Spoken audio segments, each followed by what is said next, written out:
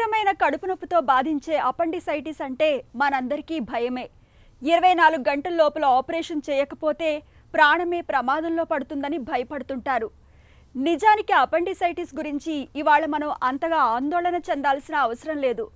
పరీక్షల్లో అపెండిసైటిస్ అని తేలినా కొంతవరకు మందుల సాయంతో పరిస్థితిని అదుపులోకి తీసుకురావచ్చు.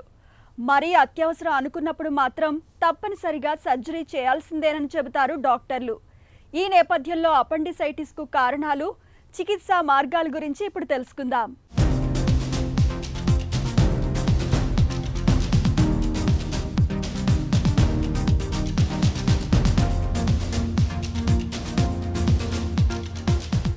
అపెండిక్స్, దీన్ని వాడుకలో ఉండుకం అని కూడా పిలుస్తాం.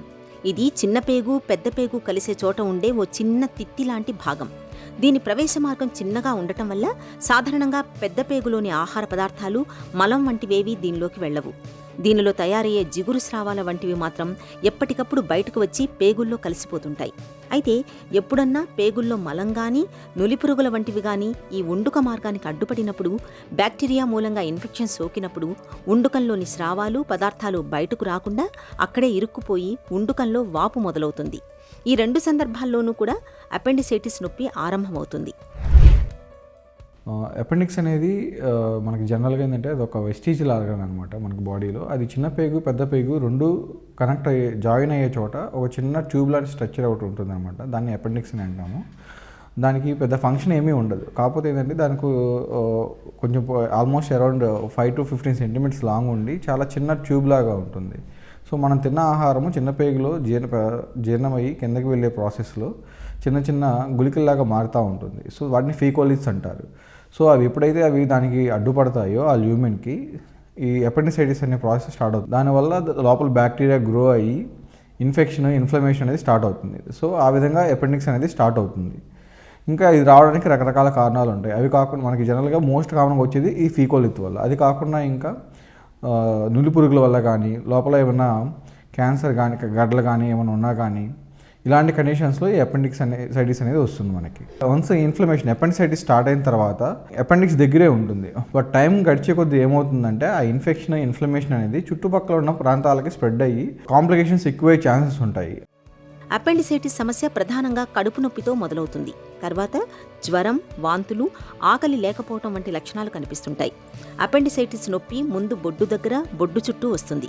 క్రమంగా సమయం గడుస్తున్న కొద్దీ ఉండుకం ఉండే చోటుకు, అంటే కుడివైపు పొత్తికడుపు భాగానికి మారుతుంది. బొడ్డు దగ్గర ఆరంభమైన నొప్పి సుమారు 6 నుండి 8 గంటల తర్వాత ఇలా కడుపు కింది భాగానికి చేరుకుంటుంది. ఇది అపెండిసైటిస్ ప్రత్యేక లక్షణం. ఉండుకం ఉన్న భాగానికి, బొడ్డుకు మధ్య భాగాన్ని వేలితో నొక్కినప్పుడు నొప్పితో విలవిల్లాడిపోతారు. దగ్గినప్పుడు అపెండిక్స్ ఉన్న ప్రాంతంలో విపరీతమైన నొప్పి వస్తుంది. ఎడమకాలు కదపమంటే తేలికగా కదుపుతుంటారు, కానీ కుడికాలును కదపలేకపోతుంటారు. కుడికాలు కదిపినప్పుడు ఇలియాసోయాస్ అనే కండరం కదులుతుంది. ఇది లోపల ఉండుకాన్ని తాకుతుంది. దీంతో కుడికాలు కదుపుతుంటే లోపల నొప్పి చాలా తీవ్రమైపోతుంది. జనరల్గా మనకి అపెండిసైటిస్కి మనకి మోస్ట్ కామన్గా మనకు వచ్చేది ఏంటంటే కడుపులో నొప్పి అనేది వస్తుంది. అది ఎక్కడంటే మెయిన్ ఫస్ట్ మనకి జనరల్గా అందరూ గుర్తించేది పొత్తి కడుపులో కుడి పక్కన మనకి వస్తుందన్నమాట. సో ఎప్పుడైనా కానీ కుడి పక్కన కింద భాగంలో నొప్పి ఉందంటే కనుక ఫస్ట్ మనం సస్పెక్ట్ చేసేది అపెండిసైటిస్. ఇంకా వేరే సిమ్టమ్స్ ఏమేమి ఉంటాయంటే ఆకలి వేయకపోవడము, వాంతులు అవ్వడము, వాంతు వచ్చేలాగా ఉండడము, జ్వరము, ఇలాంటి సిమ్టమ్స్ అన్నీ ఉంటాయి అన్నమాట. అక్యూట్గా వచ్చినప్పుడు ఏమవుతుందంటే ఆ ఇన్ఫ్లమేషన్ అనేది అపెండిసైటిస్ చుట్టుపక్కలే ఉంటుంది. బట్ వన్స్ మనం దాన్ని నిర్లక్ష్యం చేస్తూ ఉంటే ఏమవుతుందంటే ఒక 24 hours 48 hours టైం గడిచే కొద్దీ ఆ ఇన్ఫ్లమేషన్ అనేది స్ప్రెడ్ అవుతూ ఉంటుంది. సో ఆ ఇన్ఫ్లమేషన్ని స్టాప్ చేయడం కోసం మన బాడీ అనేది ప్రయత్నం చేస్తుంది.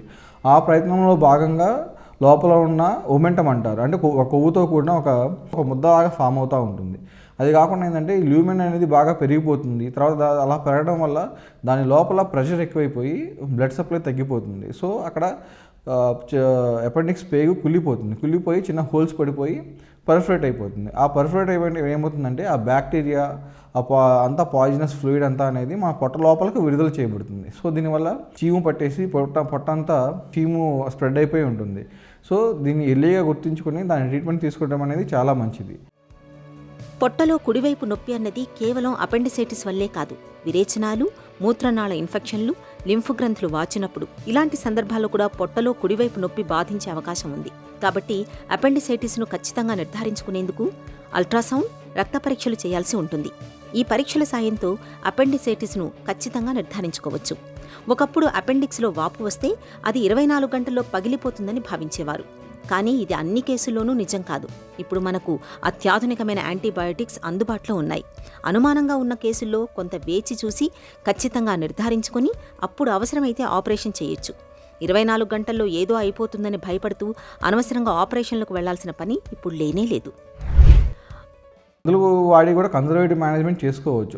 ఇప్పుడు మన వితిన్ 24 అవర్స్లో అనేది ఎప్పుడైతే మా ఆపరేషన్ చేయించుకోవడం మంచిది. బట్ వన్స్ ఇది 24 అవర్స్ దాటిపోయి వెళ్ళిపోయింది, ఒక 2 to 3 days తర్వాత పేషెంట్ మన దగ్గరికి వచ్చినప్పుడు పేషెంట్ కండిషన్ బట్టి ఆపరేషన్ చేయొచ్చా లేదా చేయకూడదా అనేది మనం డిసైడ్ చేసుకోవాలి. ఇప్పుడు 2 to 3 daysలో ఏమవుతుందంటే నేను చెప్పినట్టు అది ముద్దగా అయిపోవడం కానీ లేకపోతే యాబ్సెస్ ఫామ్ అయిపోవడం కానీ ఉన్నప్పుడు ఆ టైంలో మనం ఆపరేషన్ కోసం వెళ్ళినప్పుడు ఆపరేషన్ సక్సెస్ఫుల్గా చేయడం అనేది కొంచెం కష్టంగా ఉంటుంది.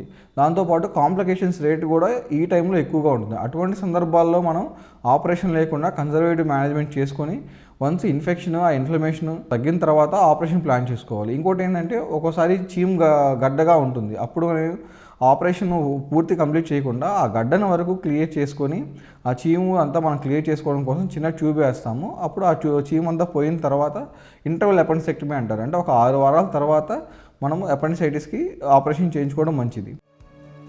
అల్ట్రాసౌండ్ స్కానింగుల్లో అపెండిక్స్లో వాపు ఉండి అపెండిసైటిస్ వచ్చిందని స్పష్టంగా నిర్ధారణ అయితే నేరుగా ఆపరేషన్కు వెళ్ళిపోవచ్చు. ఉండుకాన్ని తొలగించడానికి 2 రకాల సర్జరీలు అందుబాటులో ఉన్నాయి. పొట్ట మీద కోత పెట్టి ఉండుకాన్ని తొలగించే విధానం ఒకటి. రెండోది పొట్ట మీద రంధ్రాలు వేసి వాటి ద్వారా కెమెరా గొట్టం, పరికరాలు పంపి ఉండుకాన్ని తొలగించే లాప్రోస్కోపీ విధానం. రెండూ సమర్థమైనవే, కానీ లాప్రోస్కోపీ విధానంలో పెద్దగా కోత ఉండదు కాబట్టి త్వరగా కోలుకుంటారు. అయితే పరీక్షల్లో సమస్య అంత స్పష్టంగా నిర్ధారణ కానప్పుడు, కడుపులో నొప్పి తీవ్రంగా లేనప్పుడు ఎలాంటి ఆహారం ఇవ్వకుండా సెలైన్ ఇస్తారు. దీంతో పేగులకు పూర్తి విశ్రాంతి దక్కి 1-2 రోజుల్లో నొప్పి తగ్గిపోతుంది. అప్పుడు తిరిగి పరీక్షించి ఆపరేషన్ అవసరమా లేక మందులతో చికిత్స చేస్తే సరిపోతుందా అన్నది తేలుస్తారు. ఒకవేళ నొప్పి తగ్గకుండా పెరుగుతుంటే ఆపరేషన్ తప్పనిసరి అవుతుంది.